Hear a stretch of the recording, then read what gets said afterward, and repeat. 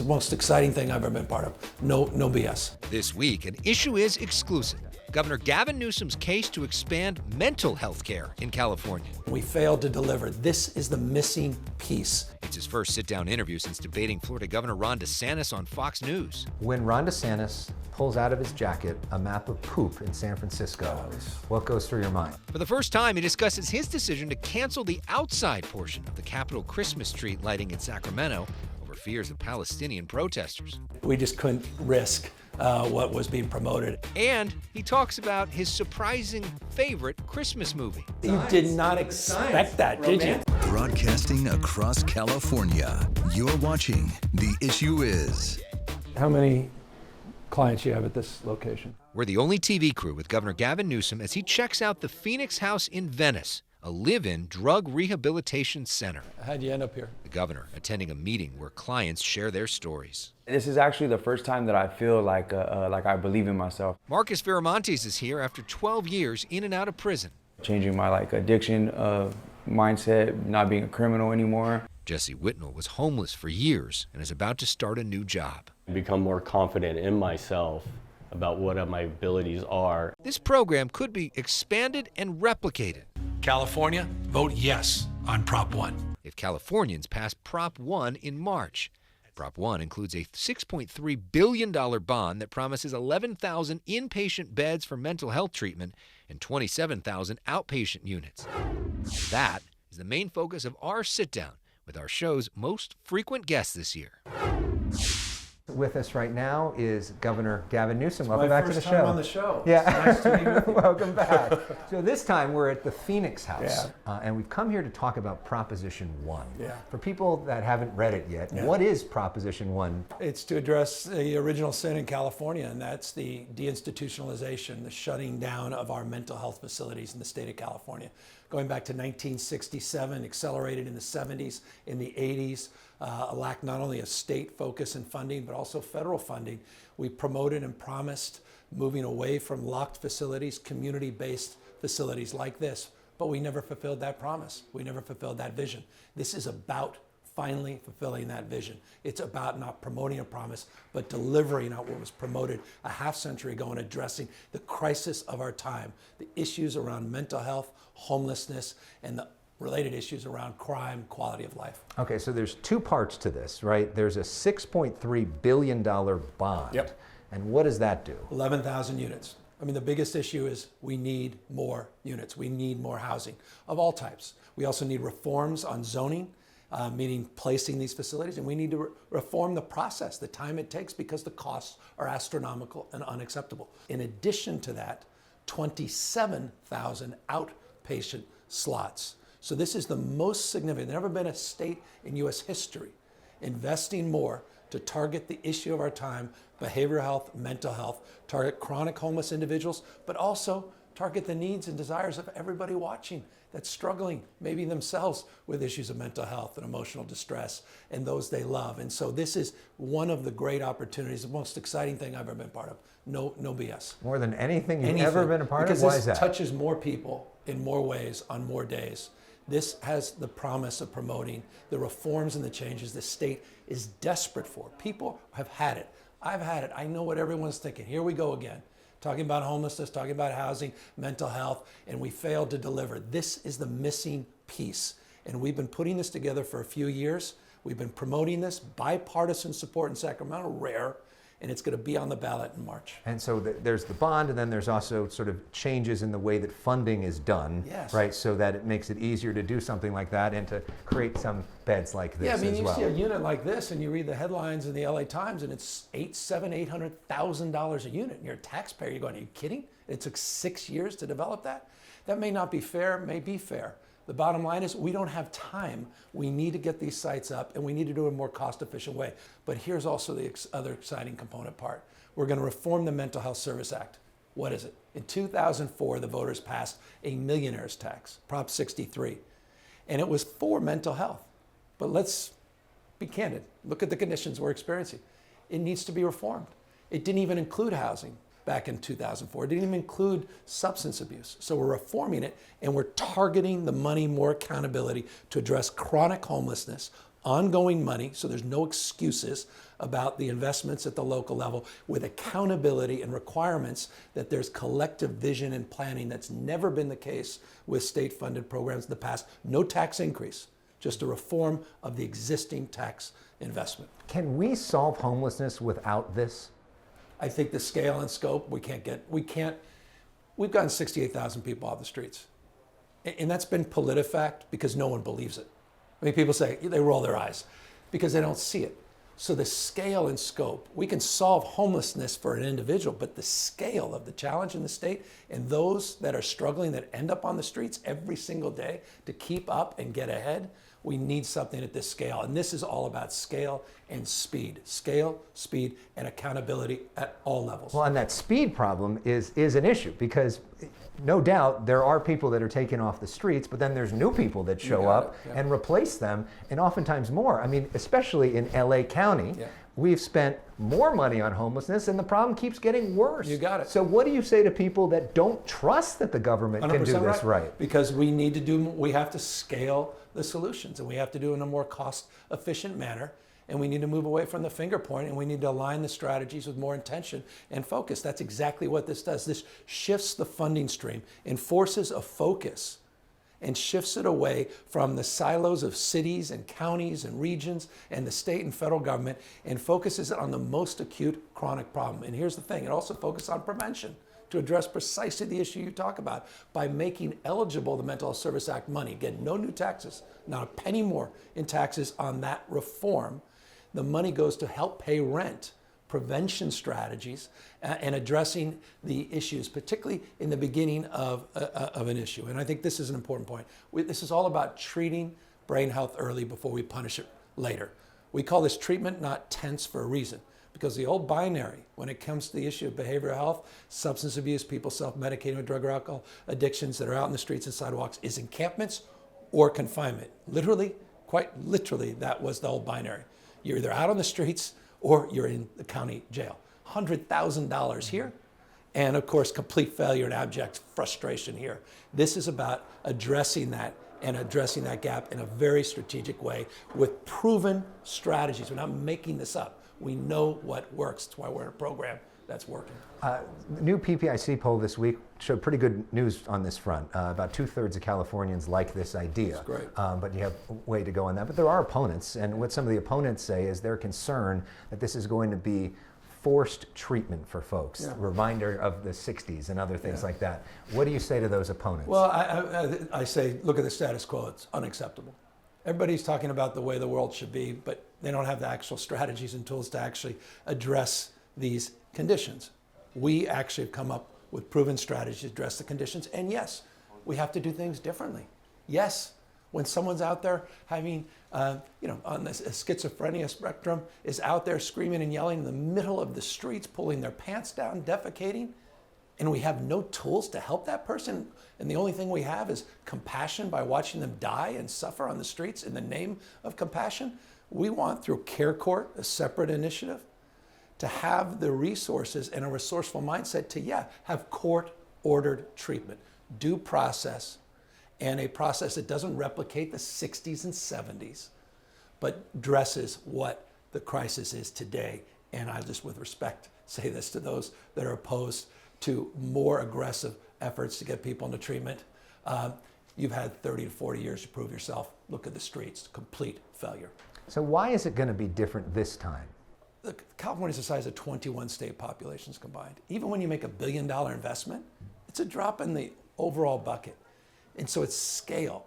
So we did an analysis, RAND actually did an independent analysis. What would California need? Big meta question. To address the behavioral health crisis, to address the chronic issues out on the streets and sidewalks for those that are struggling the most with mental health. And they estimate about 6,000 units. The question then was to break down what type of units, where would they be located, how do you locate them, how do you fund them, how do you do it cost-efficient way, and what's the time value of that in terms of just making sure they're done in our lifetimes, because we don't have time to wait. And we broke that down, and we said we need to do a little better than that, 11,000 units.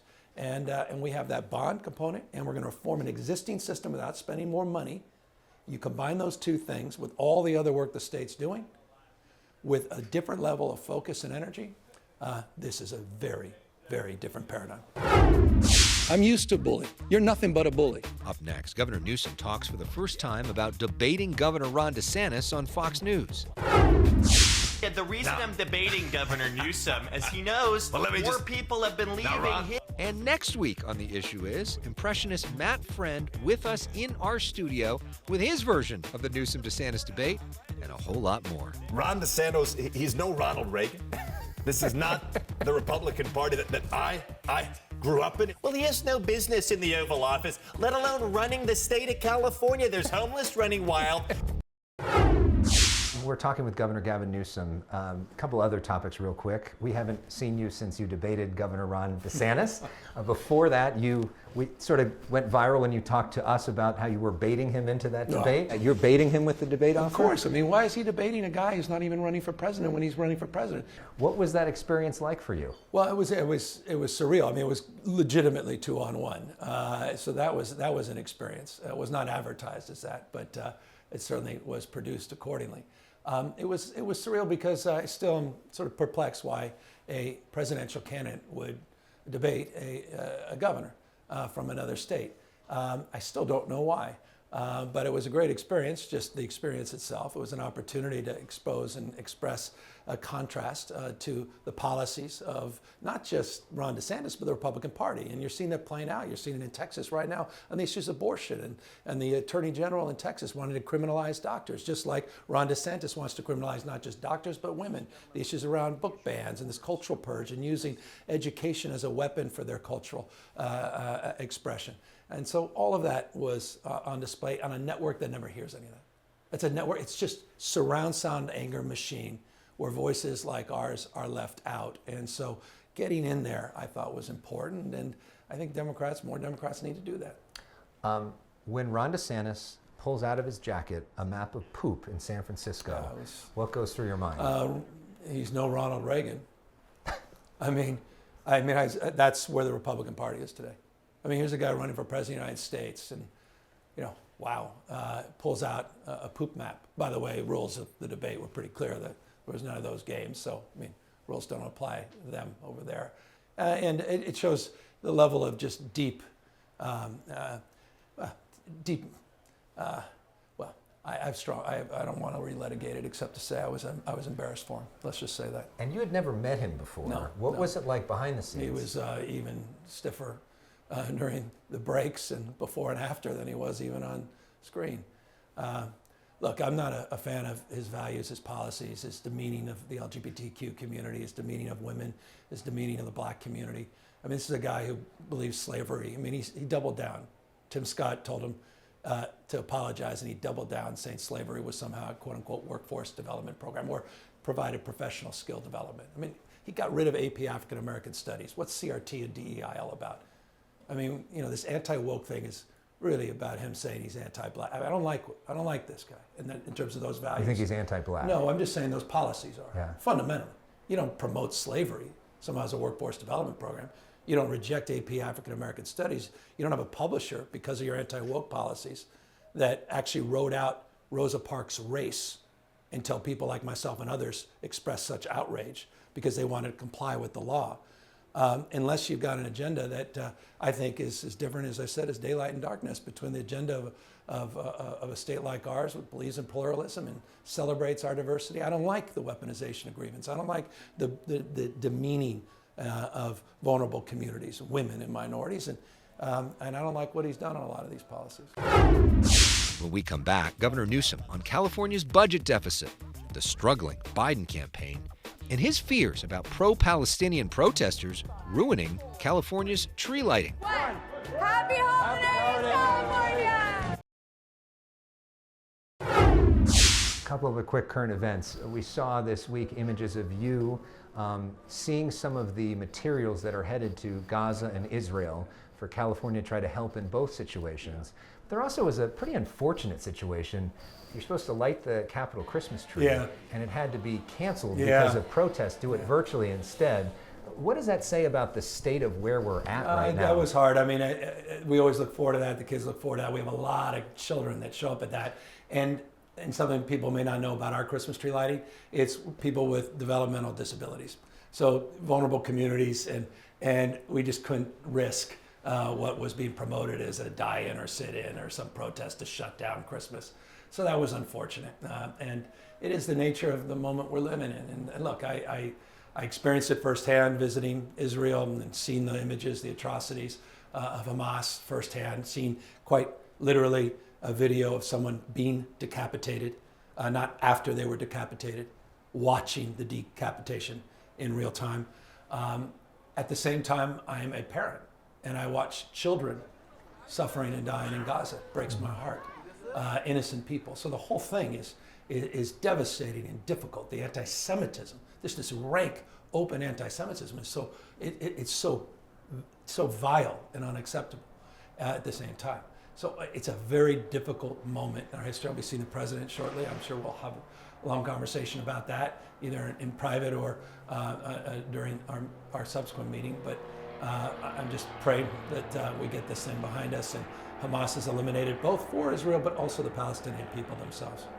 Do you think it's time for a ceasefire? I'm going to leave that. I wish it was that simple. Yeah. I want this war to end. I want innocent lives not to be lost. I want Hamas eliminated. I want the hostages home. I want two-state solution, two secure states. I want the Palestinian people to live free, but Hamas must be eliminated. You're speaking with the president here in Los Angeles. You've spent a lot of time with him. You've been a surrogate for the Biden campaign.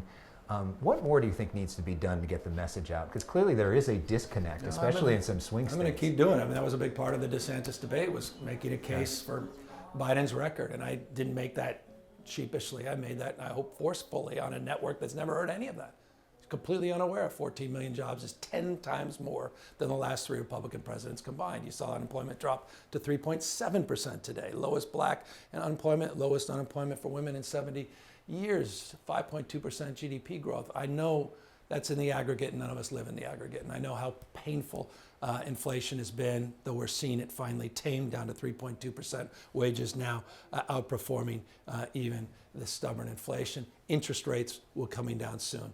That said, I'm proud of his record. We need to make the case, mind that gap, promote the successes of the administration, and then promote the contrast, which is the answer to your question. That's the pivot in this campaign, and that will come into crystal clear focus when, not if, Trump is the nominee in a matter now of weeks, within the next 2 months or so. Here in California, the big story for you of the next year is going to be the budget, right? Yeah. You're looking at, what kind of budget deficit are we looking at, and what kind of smaller cuts? than it's been advertised, but I've been advertising this. I mean, anyone who's been paying attention to me, all my vetoes, we've known this.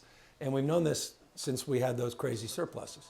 Remember, the last 2 out of 3 years, we had $177.7 billion surplus. That's why we gave $18.5 billion, largest tax rebate in U.S. history.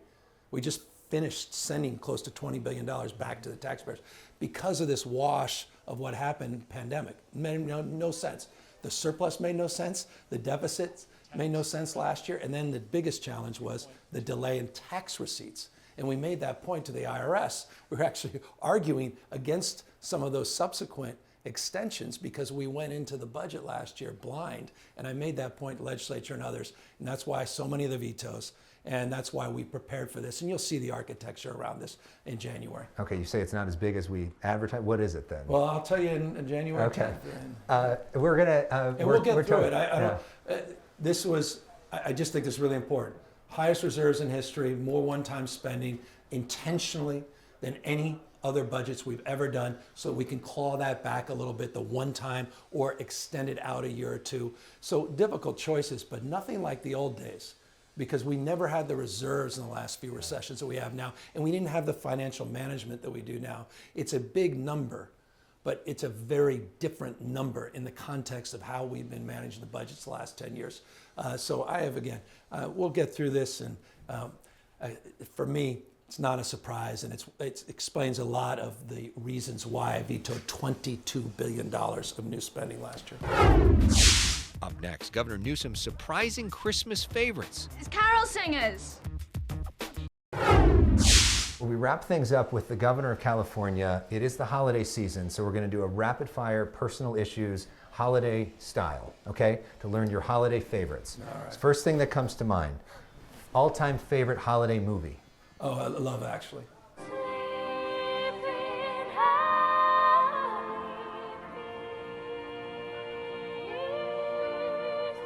Okay. I know. I didn't You even with the expect signs. You did not You and the expect signs. that. Romantic did you? here. I know a little bit. I love that movie. Favorite holiday song.